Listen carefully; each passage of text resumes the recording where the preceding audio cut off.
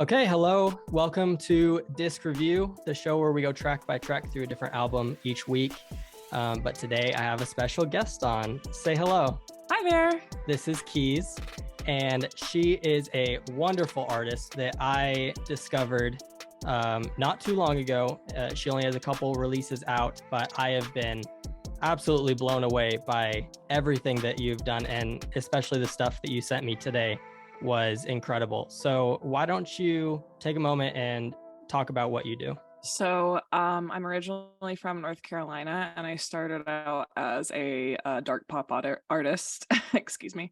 And recently I've been, I relocated to the Midwest, and I have been recording more like alternative pop rock type music, like a little sprinkle of metalcore in there. It's kind of cross genre.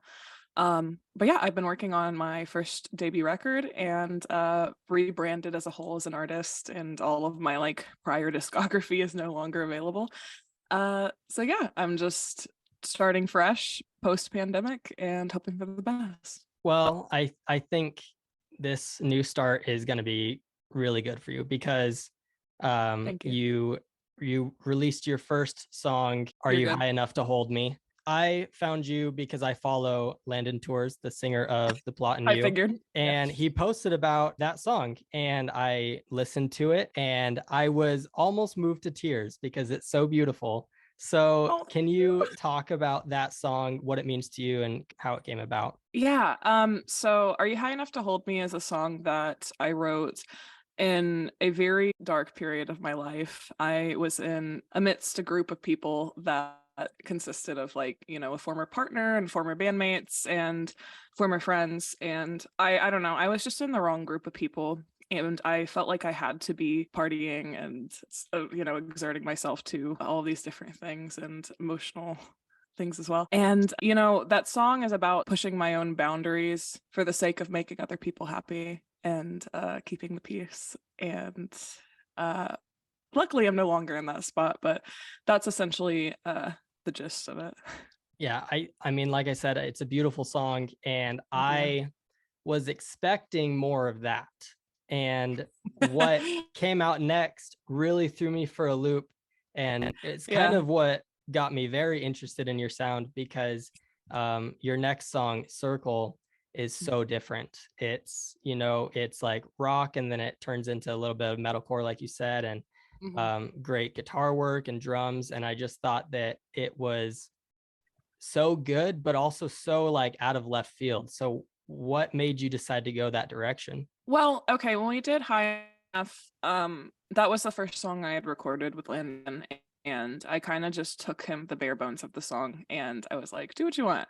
Just to see where our creative process find the groove in it. Mind you, that was the day that everything shut down, the pandemic was when I Okay. recorded High Enough. Like everything, we went out to eat that day, and then when we left the studio, everything was closed except for drive-throughs. So I don't know if the stress of the state of the world like par- partially showed in the chaos and the production or whatever, but when we came back post, or when it was safe to travel and work in the studio again, somewhat post pandemic, I think that we were very into the influence of the new wave of Y2K rock. And we were very at the time there was one song by MGK that we really, really were into. It was called Paper Cuts. And it's very different than the rest of Okay. MGK's discography. And it's one of the only songs I'm really into by him. And that, along with the resurgence of Avril Lavigne and Willow Smith and all of these other artists, I don't know, even Flyleaf becoming popular again in the 2020s, really influenced us wanting to pursue a more rock sound. And also I think that my vocals as a vocalist is more appropriate with a rock setting as well. So yeah, that's why we kind of shifted gears with the sound. So just out of curiosity, what is it like to work with Landon? It's great. Yeah. um he's we work very well together. I would say it's very collaborative. Most of the songs I come to, I record with him, I bring just the bare bones of a song, a loose demo. Mm-hmm. And I kind of just give him some references of what I'm looking for, production and sound wise, from other, like, other songs or artists, and then he takes it from there. But there's a couple songs that we've actually co-written together where he built a track from scratch, and then I just wrote a top line on top of it, Circle being one of those songs. Like, I think we were actually on a break, we were recording another song, I don't recall which one. I think it was one of the ones I sent you. Okay. And we were on a break, and he texted me and he told me, he was like, I just had an idea for a song. I literally threw down my taco to go record. I was like, cool. We came back and he had like all of this like basically from the verse to the chorus, like almost fully produced. And we were just like, that was only a 45-minute break, bud. Dang, you really knocked that out. But yeah, and that's how Circle came about. He was like, yeah, I see this song becoming like a really powerful, like, I don't remember the phrasing he used, but something along the lines of like uplifting song, and then it didn't turn into that at all. Well, I But yeah, think that's how that's Circle came perfect for about. what it is. It's Thank you. I really enjoyed it. And the Thank you. stuff that you sent me today, I won't talk too much about it because I obviously don't want to spoil anything, but Yeah. again, I felt like I just couldn't I couldn't put you in a box, right? All of your songs sound totally different but totally cohesive, and Mhm. they were just like more surprises, which I think was just wonderful. So what are you planning on doing live with these songs? Because I do you have like a band that goes with you, Mhm. or okay, so they tour with you? And Yeah. So I've never toured before. okay. I was trying to gear up to do that. Like we were in the very beginning of stages, pre-COVID, to talk about touring and maybe like, getting onto tour packages or finding artists that, that we could like do like a couple, like a 3-day run in the Southeast, because I'm from North Carolina. Um, and then that all kind of fell through, unfortunately. So, back, trying to get myself back up.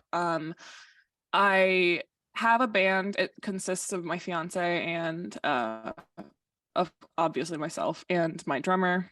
And my drummer is located in North Carolina, so we're actually going down in a couple weeks to have a band practice and, prepare ourselves for future shows. I don't really see myself playing anything until probably January.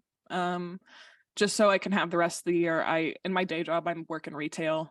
So, it's going to be pretty busy from like here to December for holiday.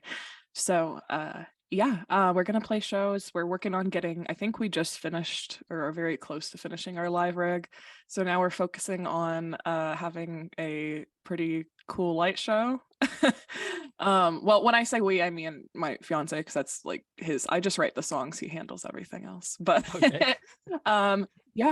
yeah. So that's what we're planning to do. I plan to play a lot of shows if I can help it.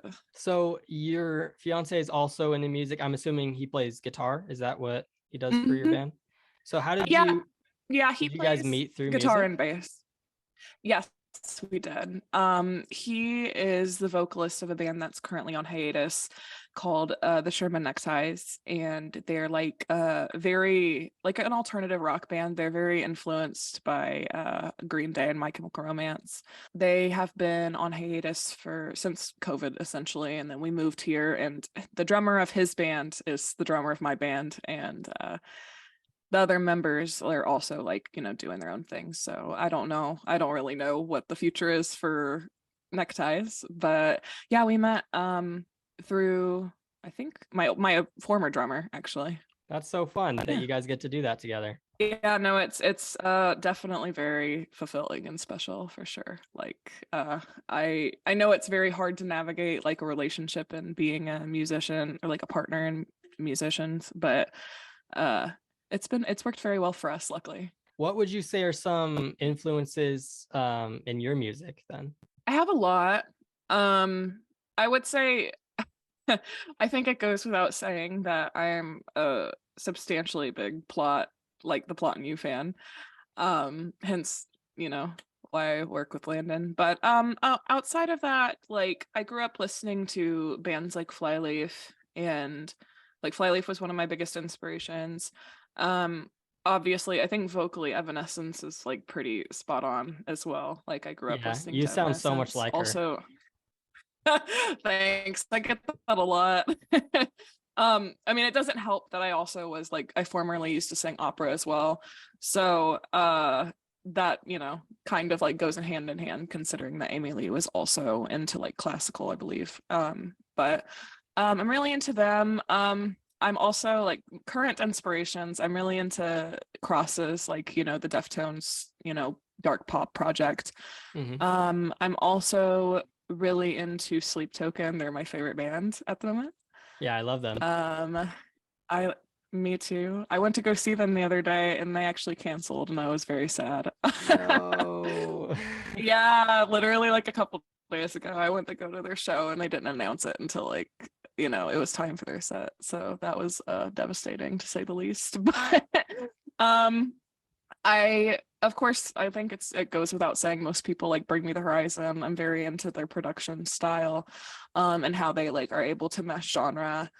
Um, I have tons of other people. I really like Mothica. I think I draw a lot of inspiration from her as an artist as well.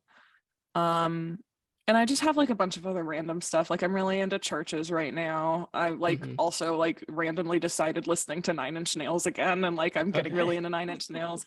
Oh, and then my biggest is Halsey. I love Halsey. Yeah, I especially her last record. Very like love it. So good. So you mentioned you did opera. My next question was going to be, Mhm. how did you learn to sing? Is that where you got your start, was doing opera stuff? I started in, I guess like it goes hand in hand, but I started in church choir. Um, so I grew up doing choir and classical music. A lot of like I guess what would be considered cantatas in the church. And I, when I got to college, I started, I'm sorry, my cat just jumped up here. It's okay. um Hello, this is Clementine, by the way. But yeah, so my I started majoring in opera, and I was an opera music business major, and I was the only female especially, that was both an opera vocalist and a music business major. Wow. Yeah, and that was also short-lived, so because I wanted to be a rock star and not an opera singer, so here I am. Okay. I took a couple music courses in Mhm. college and I thought they were so hard. Like I Yeah. just learning like the note structures and stuff, I couldn't get it. Mhm. So I like to just mess around on Logic, um, Oh yeah. and pretend like I know what I'm doing. But that's really impressive that you were able to do that. Thank you. It's definitely not for the faint of heart. Music, being a music manager is a lot of work and it requires a lot of early mornings, which I am not cool with. Definitely not a morning person. So and it just like also music theory in general is not super easy at all. So yeah, power to those who can get through it, because I could not. So are there any certain like vocal warm-up techniques that you have that you do to prepare for like recording and for live shows? Not really. I mean, like, I don't have like a specific technique because I just like kind of hate the redundancy of doing like a scale because I Yeah. had to do it in, my entire life being in choir and singing opera. So I basically like on the way to the venue, I just like sing not songs, like songs that aren't mine that like are in different I guess like registers. So some low, some high, just kind of cover all my bases. And yeah, that's pretty much all I do to prepare for the most part. I should probably do more, but Well, it honestly, from what I can tell, it sounds like you have a really good register. thank you. You don't seem like you're struggling to hit the notes. Are there any Thank you. songs that you do have that are harder to sing? Yes, there is a song. I don't mind speaking about this one. It's unreleased, but I did it previously on a live stream. I have a song that's going to come out called Flesh and Blood, and it it's not like, I think that like it's not so vocally demanding, but it's such a emotional song for me that when I get to a higher register, like by that point, I'm kind of choked up. Yeah. So it gets a little difficult for me. But I definitely have some new material that pushes my limits. But I'm working on, being able to withstand and be able to like, perform those appropriately. But we'll see. I'll have my practices in 2 weeks, so I'm gonna bust my ass to make it great. Yeah. Good luck with that. Do you guys have the full album already completed, or you still have a couple songs you're working on? Um, so for the most part, I want to say it's like 80% done. Um, I don't live very far from Landon now, so it's not super hard for me to get up there to his, because he records in his home. Excuse me. Um, which is partially why we moved to the Midwest, so that we could like complete this record easily and without having to like drive 15 hours Yeah. to get to Detroit. But yeah, we've got it's about 80% done. Most of the songs are at least vocally recorded. There's one song from that I did with a producer prior to Landon that I want to redo. So that one is going to be, pretty much redone, but I think that that'll be, since I have a very clear demonstration of how I want it done. So I think that'll be come together very quickly.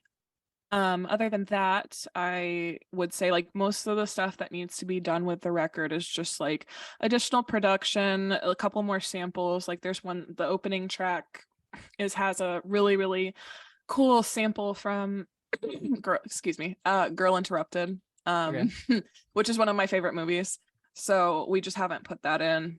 And then there's a couple other things like here and there, just like vocally, I think I want to add, but for the most part, like everything is mostly fleshed out, just not fine-tuned. All right. Do you have like a projected release date, some sort of like month that you think it'll come out, or still kind of working on that? Yeah, I think what I'm gonna do is I am gonna try to get all of my visuals and all of my, stuff out of the way before I set a certain date for myself.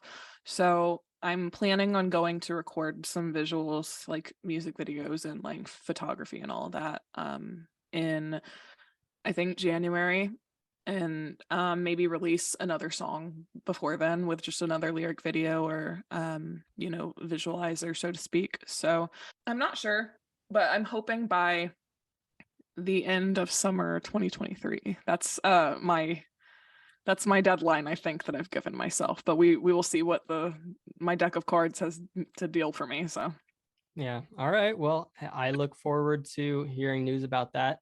yeah. That's all the questions I had for you. Do you have anything else you'd like to say to maybe some of your fans, people who like your music, who might listen to this? I mean, I would say that this record, which it doesn't officially have a title yet, which is why I had said to you prior, like, don't bring up titles because I have no idea. Okay.